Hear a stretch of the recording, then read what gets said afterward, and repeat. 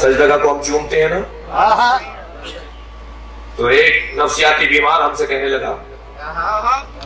लगे सजदा को क्यों चूमते हो, इसमें क्या हुसैन इब्न अली की खून मुबारक है इसलिए? मैंने कहा हाँ, इमाम हुसैन के खून को निस्बत है, इस खाक को निस्बत है हुसैन के खून से। तो कहने लगे करबला की जमीन पे तो यजीदी लश्कर का भी खून गिरा था और हुसैन का भी खून गिरा था।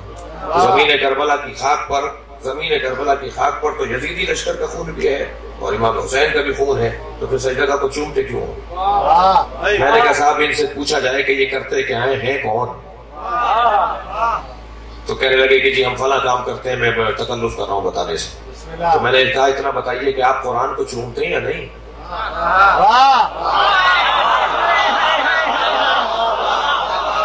मजलिसी मजमा है।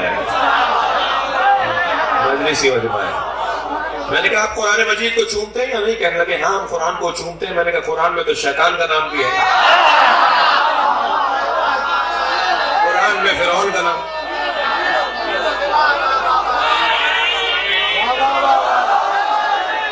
कुरान में अबू लहब का नाम भी है, क्या बात है कुरान में अबू लहब का नाम भी है, कुरान में शैतान का नाम भी है, मगर आप चूमते वक्त शैतान को नियत में नहीं लाते।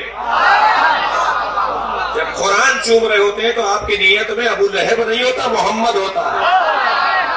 हम जब सजदा को चूमते हैं तो यजीद हमारे जहन में नहीं, हुसैन होता है।